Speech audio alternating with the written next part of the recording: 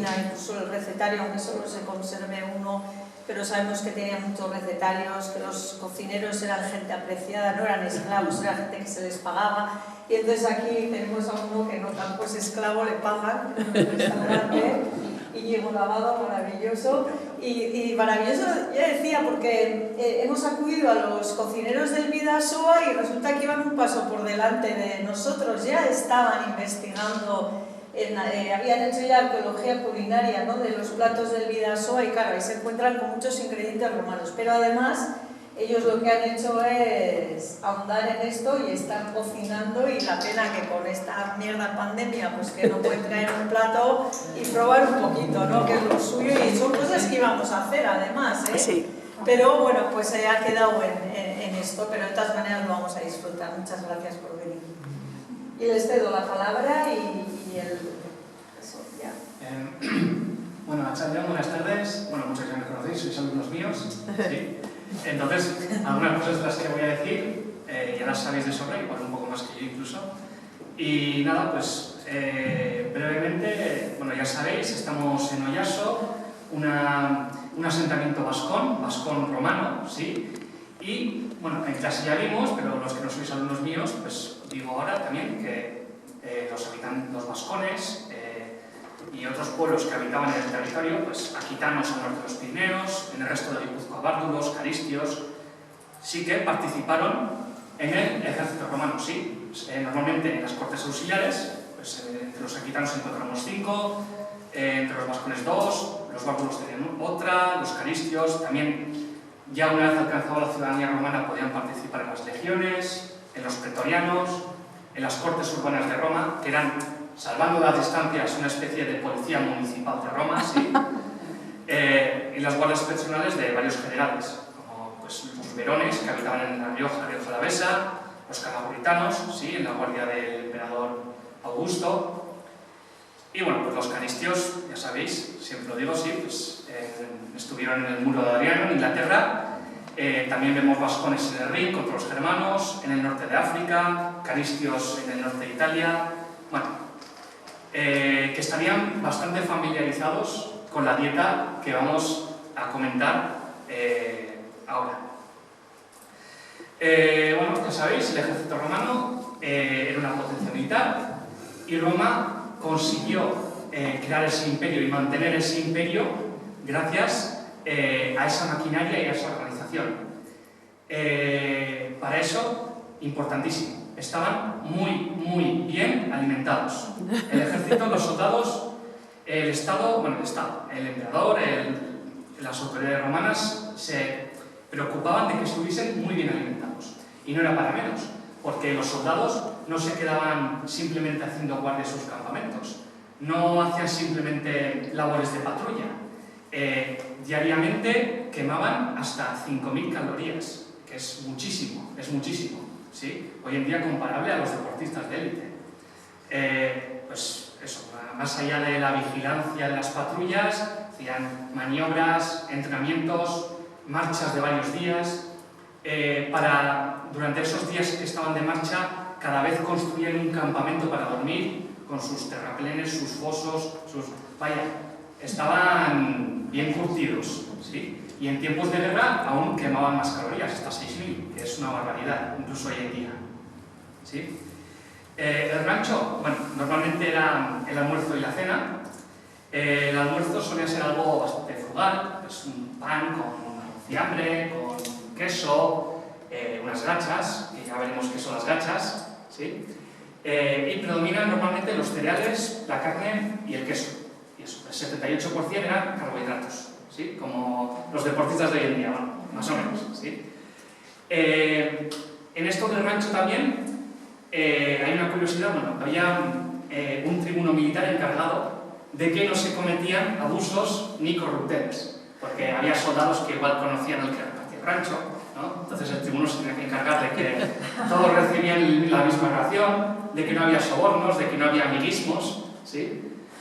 Y bueno, decir también que la tríada mediterránea tenía una gran influencia. La tríada mediterránea, mis alumnos ya lo sabréis, pero consta de 3 ingredientes. 3 ingredientes en los que se basaba la dieta romana.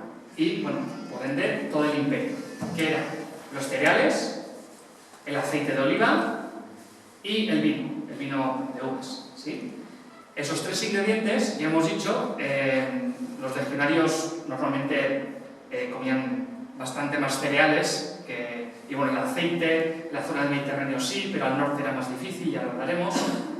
Y el vino, bueno, ya veremos también, bastante controlado, ¿no? Pero tenía su influencia, esta triada mediterránea.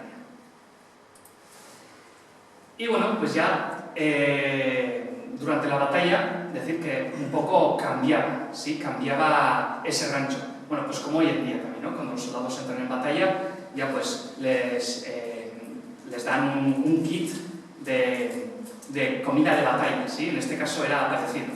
En el Código Teodosiano, una fuente de la época, una fuente oficial, pues aquí lo tenemos, sí, pues se dice que es costumbre, que en tiempo de campaña, distribuir entre las tropas galletas, bukelata, en plural, bukelatum en singular, y pan, vino y vinagre.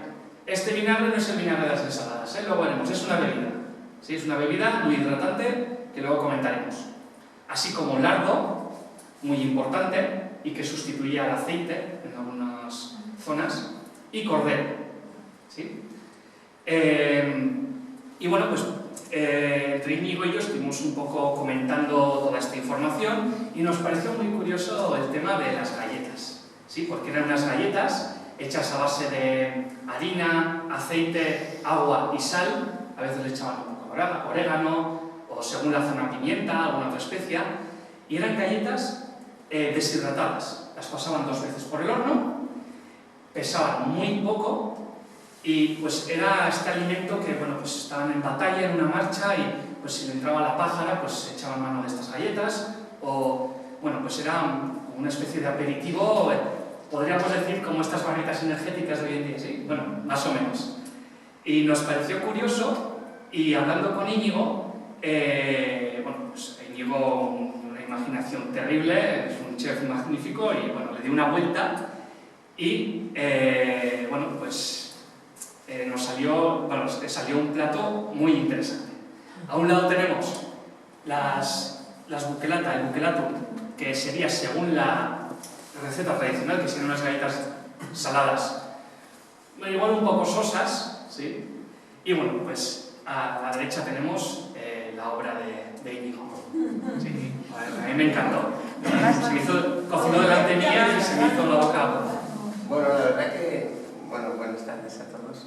La verdad que, bueno, ha sido una experiencia, ¿no? Al final son muchas cosas las que yo, quien sabe, y que, pues bueno, hablando y charlando ha podido transmitirme, y lo que hemos intentado ha sido interpretar eso que Joaquín me ha transmitido sobre el ejército romano, y poder llevarlo a un plato de hoy en día, utilizando en este caso pues las galletas Bukelatum. Sí. Estaba intentando poner bukelatum. Y bueno, en sí hemos querido construir un menú con lo que entendemos que comía el ejército romano, y este es el primer plato que incluso hasta en la propia vajilla quisimos simular lo que es la calzada romana. Y bueno, lo que hemos hecho es un aperitivo en el cual, pues utilizando ese punto de deshidratado para poder llegar a hacer las galletas, sobre todo con ese espíritu de que pesasen poco pero que tuviesen muchas calorías, pues lo que hemos hecho ha sido, por un lado, un crujiente de bacalao, un ingrediente que me comentaste que existía en el ejército romano, y lo que hemos hecho ha sido deshidratarlo.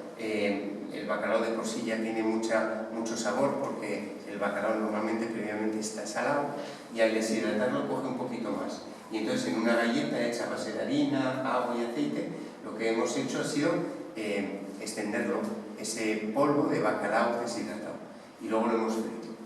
Por otro lado, hemos hecho un crujiente de otro de los ingredientes que me comentaste que el ejército romano también tenía, que era el queso. Y lo que hemos hecho ha sido deshidratarlo al horno. En este caso hemos utilizado un queso parmesano. Y hemos terminado haciendo una galleta, que es la negra que veis, que está hecha a base de, aparte de la base de agua, harina y aceite, tinta de calamar y pipas. bueno, las tres están, las hemos puesto con una cremita de garbanzos que está justo debajo, y bueno, hemos querido simular pues ese aperitivo romano que podían pues tomar de otra manera los romanos, pero también simulando esas calzadas por las que los ejércitos pasaban, ¿no? Y es un poco el primer aperitivo y plato que hemos hecho, un poco del hablar. ¡Qué maravilla! Las batallas que habrían ganado de haber tenido estas galletas. Bueno, ¿cuál es tu opinión de las calorías? ¿Okay? Yo creo que, viendo las dos fotos, yo creo que nuestro aperitivo del Bidasoa tiene menos calorías. Más matices, pero menos calorías. No, pero es una preciosidad. Hemos hecho vídeos del montaje. La foto es como muy cenital, con lo cual pues no se ven un poco las texturas de las distintos crujientes, pero bueno, en los vídeos a partir del lunes lo veréis montado. El otro día comentábamos, ¿no? Estos genios de la cocina, cómo les das estos ingredientes, ¿no? Y al final acaban haciendo cocina. No, cocina que tiene tu personalidad, que tiene. Sí, pero yo no me considero genio. Peor para ti. Y lo que sí entendemos que es un poco la evolución de la gastronomía, ¿no? Quiere decir que para estar hoy sabiendo las técnicas que sabemos y que utilizamos, pues evidentemente hemos tenido que aprender del pasado, ¿no? Y probablemente, pues ahora mismo igual no estaríamos haciendo crujientes o deshidratados si en su vida no se Entonces todo es una evolución y evidentemente probablemente esté todo pues ahora mismo pues mejor ejecutado, pero por las técnicas que tenemos, ¿no? Para poder hacerlo. Sí, pues si no se aprecia bien, hay una base de crema de garbanzos, ¿sí? Eso es. Y hay tres tipos de galletas hincadas en esa crema, ¿sí? La blanca sería la galleta de bacalao, que hemos comentado, las amarillas, las de queso parmesano, y la negra sería la de tinta de chipión, ¿sí? Por si no se aprecia bien. Sí, eso es. Relativo a las galletas buchelata, a la galleta buchelatum, hay un dato bastante curioso también. Bueno, resulta que a finales del Imperio los altos cargos tenían una escolta escogida de soldados de élite que eran su escolta. Claro, estos soldados cobraban más, vestían mejor, tenían mejores armas y comían mejor, tenían más galletas. Y por eso empezaron un poco a llamarlos los bucelarios, que en latín sería algo así como los que se comen muchas galletas. ¿Sí? Y resulta que el término se volvió tan normal que en los documentos oficiales esas tropas aparecen ya, después de unas décadas, les llaman ya directamente bucelarios. ¿Sí? O sea, el término se hizo tan familiar que ya les llamaban los comedores de galletas, ¿sí? A esos soldados. Simplemente una anecdotilla. En la Expo luego, ya me permitís, en la Expo luego vemos como los grandes navegantes llenaban las naos estas balleneras de unas galletas parecidas, estas tortas secas deshidratadas, que ellos lo que hacían era luego hidratarlas a la hora de comerlas porque eran un poquito más grandes, pero esto es lo que hacían las tortas, cuando hablan las tortas de pasajes, es lo que hacían también, sí. Y bueno, íbamos hablando, pues en el campo del cereal, pues estas galletas, sí, muy importantes, pero hemos dicho también que pues utilizando el cereal, básicamente era la gran parte de su dieta se basaba en el cereal, ¿no? Aparte de estas galletas tenemos el panis militaris, que era un pan, dicen que las fuentes que bastante negro, sí, sería bastante básico, porque los campamentos que eran estables sí que tenían hornos propios, pero claro, si estaban en campaña, tenían que construir un campamento para pasar la noche, pues el pan que hacían, pues lo harían en el fuego de manera rudimentaria, entonces pues no siempre sería muy bueno. Y las gachas. Estas gachas que habitualmente tomaban para almorzar y, bueno, pues básicamente eran cereales, sí, copos de cereales, que les podían añadir o agua, o leche, o miel, o vino. Creo que en clase ya comenté alguna vez, ¿no? Eso me recordaba mucho a mí, esas gachas. Bueno, mis abuelos paternos eran bastante mayores y para desayunar, mi abuelo y sus hermanos tomaban muchas veces sopas de vino, que calentaban una cazuela vino al fuego y le echaban las sopas de pan, le añadían un poco de sal y ese era su desayuno, ¿sí? Y bueno, pues al documentarme un poco para hacer todo esto me recordó un poco a esas sopas, estas gachas. Claro que no ha sido lo mismo. Y la artoa, que era esta especie de pan ácimo de harina de maíz, que se hacía lo mismo, se partía así, se cocía con la leche y era pues esto, lo mismo, unas gachas que se tomaban aquí en los caseríos. Bueno, luego veréis... Claro, era súper energético, al final esto necesitabas para... Lo hemos interpretado y lo hemos querido llevar a un plato que estará luego, que sea el plato de la carne, donde hemos hecho unas migas, así. Sí, bueno, también un poco relacionado, eso es, con las gachas. Y bueno, aparte de los cereales, por supuesto, la carne, que era fresca o curada, sí, depende de la zona, depende... Y bueno, variaba, sí, variaba según la zona. Aquí en el norte, en el Cantábrico, en los Pirineos, en el norte del Imperio, predominaba el cerdo. De hecho, eran muy famosos los jamones, perna, os he puesto aquí, bueno, farquiminas son salchichas, sí, que comía muchas. Perna, que es el jamón, bueno, el pernil, sí, bueno. Hay una frase de un autor que dice que eran muy estimados, no voy a decir que tenían denominación de origen, bueno, en aquella época no, pero eran muy estimados los jamones de los Pirineos, ¿sí? Bueno, podemos imaginar que aquí se criaban bastantes. Hace referencia sobre todo a la Cerretania, que sería el Pirineostense, pero bueno, aquí también llegaría, por supuesto. Y bueno, Vegecio, un autor del siglo IV, escribió un manual sobre el funcionamiento del ejército para un emperador. Se lo dedica al emperador para que el emperador bueno, pues, pueda manejar mejor el ejército y tal. Y Vegecio también subraya la importancia del caldo de pollo para aquellos que estaban más débiles o estaban enfermos o recuperándose de algunas heridas. Subraya la importancia del caldo de pollo para poder restituirse, ¿sí? Y bueno, me pareció curioso, bueno, aquí he puesto una viñeta de Asterix y Obelix, simplemente, pues, bueno... No, la competición mía, porque la verdad que siempre me han encantado los cómics. Sí, es verdad que, bueno, luego explicaremos el plato que hemos querido a través del arco y del cerdo, pues poder hacer, ¿no? Un poco, pues con esas nuevas técnicas de conservación que tenemos ahora, pero sobre todo por ese aporte calórico que tú antes bien decías, necesitaba el ejército humano. Hemos preparado una panceta, pero que en nuestro caso ahora la hemos hecho muy despacito al horno, envasada al vacío, durante 12 horas a 80 grados. Y como bien comentabas, como guarnición hemos puesto esa triada mediterránea a base de trigo saraceno, hemos hecho como un falso risotto con un poquito de vino dulce y aceite de oliva. Sí, ahora veremos el plato que a mí me encantó. Bueno, eso, antes el plato viene después, ahora viene el plato de la trucha. Decir también, claro, hemos dicho que el ejército basaba su alimentación en los cereales, la carne, el queso, pero también comían frutas, también comían verduras, según la zona unas frutas u otras, y también tenían personal especializado, es decir, había soldados que eran herreros, soldados que eran carniceros, soldados que eran cazadores, soldados que eran pescadores, ¿sí? Y bueno, pues teniendo en cuenta que en los ambientes militares es muy habitual la presencia de pescados y moluscos, y también teniendo en cuenta esa conservación mediante la salazón, ¿sí?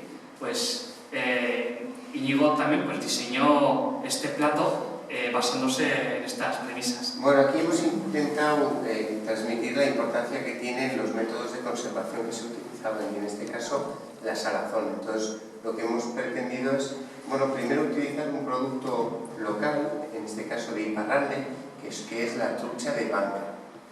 Y utilizando esa trucha, lo que hemos hecho ha sido, bueno, macerarla en salmuera. Hemos hecho una salmuera en la cual la hemos tenido 2 horitas, y con eso lo que hemos conseguido es que pierda parte de su líquido y adquiera una textura en la cual primero se podía conservar y al mismo tiempo con ese método de conservación se podía cocinar. Con lo cual simplemente y a temperatura ambiente, una vez que la hemos tenido esas 2 horitas en salmuera, lo que hemos hecho ha sido limpiarla bien embadurnarla un poquito en aceite para conservarla bien y cortarla.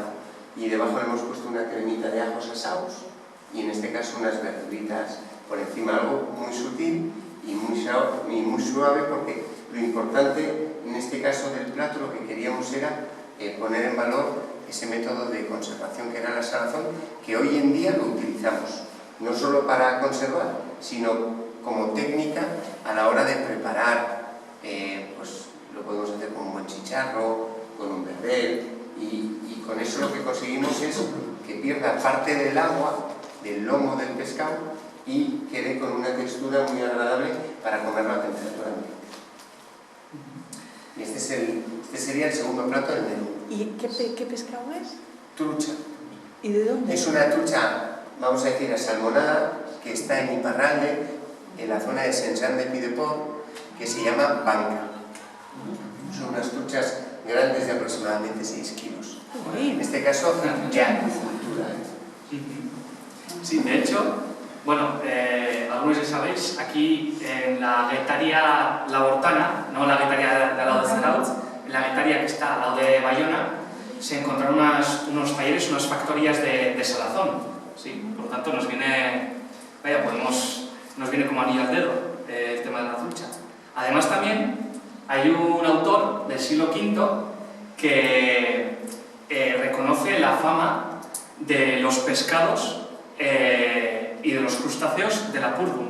En Lapurdum había una guarnición militar, que es la actual Bayona, y reconoce la fama de los pescados de los ríos de Iparralde, ¿sí? Por lo tanto, podemos pensar que podrían comer las truchas que venían de los ríos de los Pirineos.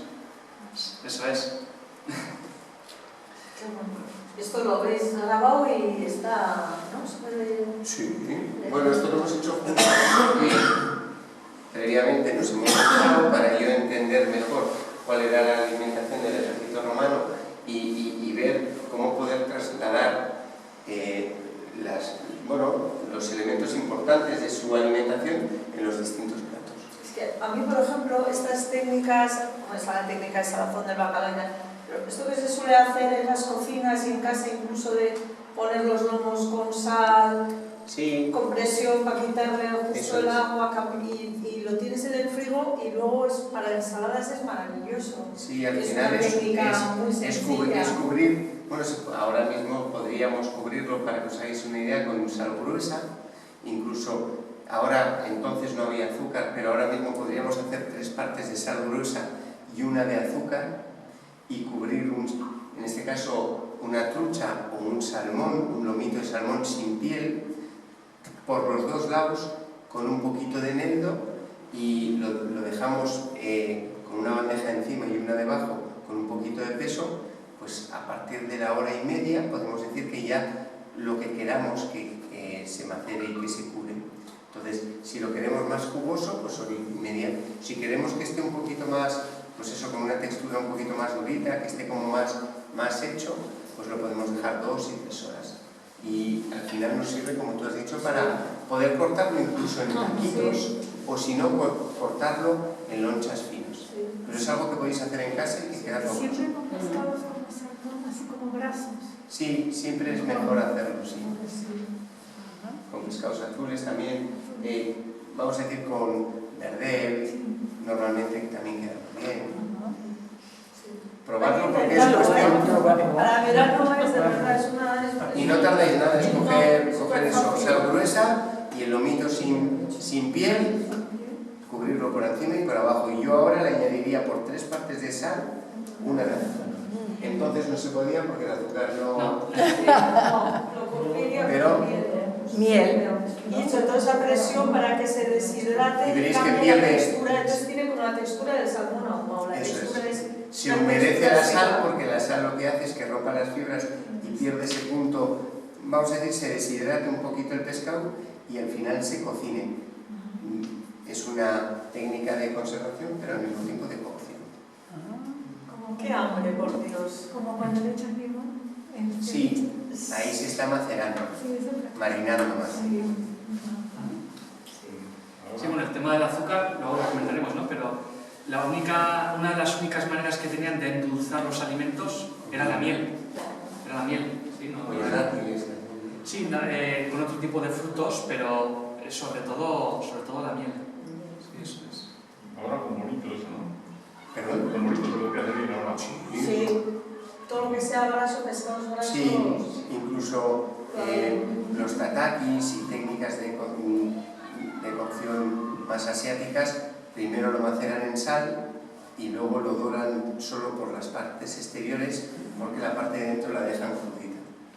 Y son los tatakis que se pueden hacer de bonito, de atún. Previamente los tienen en salmuera 40 minutos, una hora. ¿Y el lomo tiene que ser, da igual? Grueso, cuanto más grueso mejor, y pues el lomo del pescado. Vale. Si lo cortas en filetes ya, pues el impacto es mucho mayor y entonces muchísimo menos tiempo. Bueno, Venga, Pasamos. Sí, bueno, hemos comentado también que a los romanos les encantaba el aceite de oliva, lo propagaron por todo el imperio. En el Mediterráneo se utilizaba muchísimo, pero ya las zonas que se alejaban del Mediterráneo, donde el cultivo del olivo pues, no era fácil o era imposible, claro, lo tenían que traer de fuera. Era más caro, era más lento. Cuando salían en marchas militares también, pues era más costoso llevar ese aceite en ánforas o en recipientes, y por lo tanto utilizaban mucho grasa animal, largo, ¿sí? En un principio, la literatura romana, estos aristócratas que escriben desde Roma, dicen que la manteca de cerdo es cosa de bárbaros, que mejora el aceite, que, por ejemplo, cuando describen a los habitantes que vivían en el Cantábrico, como para demostrarnos qué bárbaros eran, dicen como desfachatez ahí, pues fíjate qué bárbaros son, qué incivilizados son, que utilizan manteca para cocinar en lugar de aceite, ¿no? Pero la verdad es que la arqueología nos ha demostrado, y algunos textos más objetivos, como las inscripciones o como compras que hacían, nos ha demostrado que era totalmente normal el uso de la manteca, ¿sí? De largo, sobre todo, lo que he dicho, en las zonas más alejadas del Mediterráneo. Podría ser aquí en el Cantábrico, podría ser al norte de la Galia, en Britania, en la Germania, y por eso también hemos querido darle un protagonismo especial a este largo, mezclándolo, eso sí, como ha adelantado antes Íñigo, con la tríada mediterránea.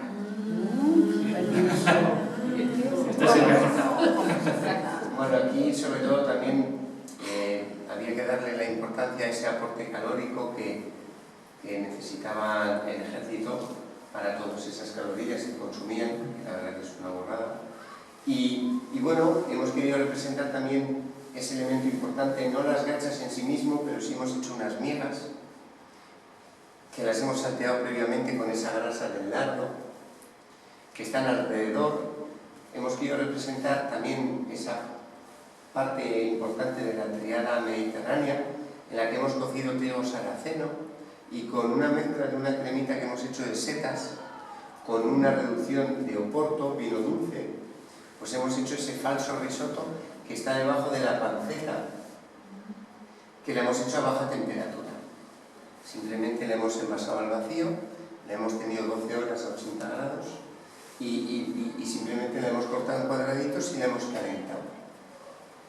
Al final es un plato, pues eso, contundente, suave, tiene textura y donde alrededor también hicimos un encurtido con vinagre de vino y cebolleta, que es lo que va alrededor, con un poquito de pimienta, que creo que las especies también eran importantes. Sí, utilizaban muchas especias, sobre todo la pimienta, pero también utilizaban, tengo que apuntar aquí una lista, ¿sí? Pues romero, orégano, comino, laurel, azafrán, mostaza, jengibre, las traían de Oriente sobre todo, y ya con el imperio se expandieron por todo el territorio romano. Este sería el plato principal, porque hemos tomado el aperitivo y la trucha representaría el entrante o el pescado. Este sería el plato más contundente del menú. Fijaros también qué técnica, que